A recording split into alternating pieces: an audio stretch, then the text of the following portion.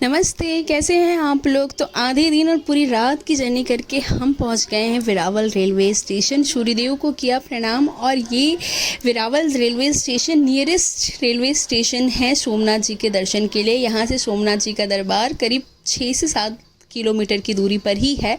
तो बस वेरावल पहुंची, अपनी गाड़ी में बैठी और बड़ी बड़ी नौकाओं का लुत्फ़ उठाया। इतने बड़े नौका थे जिनको देखना बहुत लुभावन था। कुछ निर्माणाधीन थी तो कुछ की रंगाई पुताई हो रही थी। इतने बड़े बड़े नौका शायद मैंने अपने जीवन काल में पहली बार देखे थे। पर सिर्फ नौकाओं ने हमारा स्वागत नहीं किया, मछली की तेज़ दुर्गंध ने भी हमारा स्वागत किया। इतनी ज़्यादा तेज़ दुर्गंध थी कि मानो मृत्यु हो जाए। तब मृत्यु के समीप हम पहुंच गए थे, क्योंकि सांस हमसे लिया नहीं जा रहा था और दुर्गंध हमसे बर्दाश्त नहीं हो रही थी। किसी तरह दुर्गंध से बचते हुए हम पहुंचे अपने रिजॉर्ट, जिसे हमने पहले से ही बुक कर रखा था। फिर यहाँ पार्थ को मैं कर रही हूँ तैयार, क्योंकि मैं हो गई हूँ तैयार चूड़ा उड़ा पहन के। तो बस अपनी चुनरी लहराते हुए, चूड़ा खनकाते हुए हम चले आगे ब्रेकफास्ट की तरफ। तो जो भी मेनू में ब्रेकफास्ट था हमने उसे किया और फिर हम चले बाबा के दर्शन के लिए, मतलब सोमनाथ जी के दर्शन के लिए। तो यस, आगे बढ़ रहे थे और फिर से मछली की तेज़ दुर्गंध हमारे पास आ गई। और इस बार पार्थ भी परेशान हो गया, वो भी अपनी नाक सिकोड़ने लगा। मछली की तेज़ दुर्गंध इतनी तेज़ थी। और ये रहा श्री सोमनाथ जी के दर्शन का मेन गेट। तो बस अंदर बढ़े और सोमनाथ जी का स्थान वही स्थान है जहाँ से अगर हम दक्षिणी ध्रुव मतलब साउथ पोल की तरफ सीधी लकीर खींचे तो ज़मीन का टुकड़ा हमें नहीं मिलेगा। इतना खूबसूरत मंदिर था, इतनी ज़्यादा भव्यता थी मंदिर की, उसके बारे में मैं आपसे क्या ही कहूँ। तो छोटे मोटे स्टॉल को देखते हुए और टाइम लैप्स की मदद से जितना भी वीडियो बन पाया मैंने आपके लिए बनाया। और ये सोमनाथ जी की भव्यता, मतलब अंदर जाते ही बम बम भोले के नारे के साथ पूरा मंदिर गूंज रहा था। इतिहास में न जाने कितनी बार इसे विध्वंस करने की कोशिश की गई, बट कहते हैं ना, सनातनी झंडा है भाई, वो ना झुकेगा, ना कभी झुका है और हमेशा इसी तरह लहराता रहेगा। तो बस बाबा का दरबार इतना भव्य था कि जिसकी कल्पना मैं आपको, जिसकी व्याख्या ही नहीं कर सकती। शब्दों में उसकी व्याख्या करना भी अपमान है समझो, इतनी भव्यता थी अंदर। तो बस बाबा का दर्शन करके हम आए गीता मंदिर। तो यहाँ पे इस परिसर के अंदर भी कई सारे मंदिर हैं। तो पहले हम आए ये कृष्ण जी के मंदिर, जहाँ पे वो गौ माता के साथ बांसुरी वाले ग्वाले स्वरूप में हैं और बहुत मन भावन लग रहे हैं। और आज पापा एंड पार्थ पिंक में हैं और उन दोनों की ट्यूनिंग बड़ी अच्छी हो रही है, मुझे उन लोगों ने साइड कर रखा है। फिर हम आए इस लक्ष्मी नारायण टेम्पल में, जहाँ पे विष्णु जी माता लक्ष्मी के साथ हैं। और यहाँ पर आने के बाद जो जलता दीपक की जो मनमोहक और उस लौ की जो खूबसूरती है मुझे पता चली। मतलब वो जलता दीपक और साथ में भगवान इतने सुंदर लग रहे थे कि मैं आपसे क्या ही बताऊँ। हम यहाँ पर आकर थोड़ी देर रेस्ट किए, क्योंकि काफ़ी अंदर भीड़ थी सोमनाथ जी के दरबार में और गर्मी भी बहुत थी। तो थोड़ी देर रेस्ट करने के बाद हम फिर बढ़े आगे। यहाँ पीपल का छाँव और बगल में है श्री कृष्ण जी की चरण पादुका, तो हमने उसका किया दर्शन। और फिर यहाँ पर था काशी विश्वनाथ महादेव का छोटा स्वरूप, उसका भी हमने किया दर्शन। और दर्शन के बाद हम स्टार्ट हो गए भजन मंडली के साथ भजन करने में।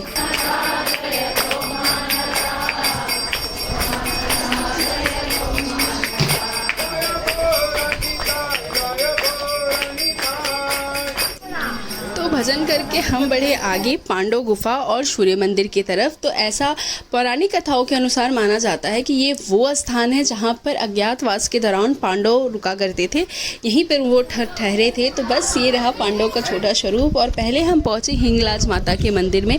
तो ये हिंगलाज जो देवी है वो गुफा के अंदर है और यहाँ पे देखकर आपको ऐसा लगेगा कि एंट्री करना बहुत मुश्किल है, क्योंकि यहाँ पे आपको खड़े या झुककर नहीं, सीधा बैठकर घुसना होता है। और देखने में बहुत ही ज़्यादा डर लग रहा था, ऐसा लग रहा था कि शायद अंदर नहीं जा पाएंगे। पर कहते हैं ना, माता की कृपा थी और अंदर मैं पहुँच गई। माता के दर्शन, हिंगलाज माता का दर्शन करने के बाद हम पहुँचे सूर्य मंदिर। और इसका जो स्ट्रक्चर है वो देखकर लग रहा था कि मंदिर बहुत पुराना है।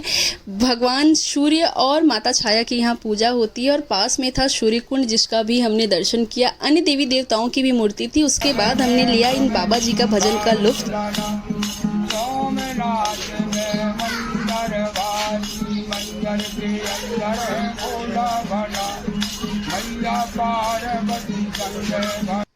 फिर हम पहुँचे संगम की तरफ, जहाँ कपिला, हिरण्य और माता सरस्वती नदी का संगम होता है। संगम के बाद हमने किया नारियल पानी का लुत्फ़ उठाया और फिर किया ये प्रॉपर गुजराती भोजन, और भोजन की खुशी आप आन्या के चेहरे से देख सकते हो। फिर हम पहुँचे बाणगंगा की तरफ।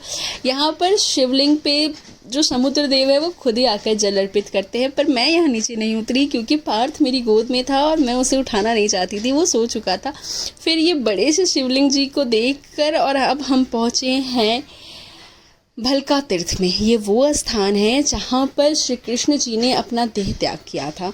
मतलब यहाँ पर ही बहेलिया की तीर जो है वो कृष्ण जी के पैरों में आके लगी थी और उन्होंने अपना देह त्याग करके हमें इस भरे कलयुग में छोड़ दिया था। तो बस ये वही स्थान है। मंदिर बहुत भव्य है और इतनी मनमोहक हवा, और यहाँ कृष्ण जी की जो प्रतिमा भी थी वो भी उसी प्रकार थी, मानो तीर आके उनके पैरों में लग रही है। इतनी खूबसूरत मंदिर, और यहाँ पर जो कुंड था उससे इतनी अच्छी मनमोहक हवा आ रही थी कि आपसे क्या ही बताएं। इसका लुत्फ़ उठाते हुए हम बढ़े आगे की तरफ, मन में हर हर महादेव और राधे कृष्णा का नाम लेते हुए, वो अखंड सनातन के झंडे को देखते हुए हाथ जोड़ हम चले आगे फिर से अपने रिजॉर्ट की तरफ। यहाँ पे आके सब सो चुके थे पर मुझे नींद कहाँ ही आने वाली है, तो मैं जाग रही थी। शाम में हम फिर बाहर निकले, सोचा थोड़ा बहुत शॉपिंग वगैरह स्टॉलिंग कर ली जाए, पर इतनी तेज़ मछली की दुर्गंध थी कि हम फिर उल्टे पाँव अपने रिजॉर्ट की तरफ ही भाग चले। उसके बाद हो गया था हमारा समय आगे के सफ़र के लिए, तो हमने किया अपना बैग पैक। आपसे मिलती हूँ अगले ब्लॉग में, क्योंकि अब मैं जा रही हूँ railway station, Veraval railway station, आगे की जर्नी के लिए। तब तक के लिए हर हर महादेव, राधे कृष्णा। महादेव आप सबकी मनोकामना भी पूर्ण करे और आपकी रक्षा भी करे। बाय।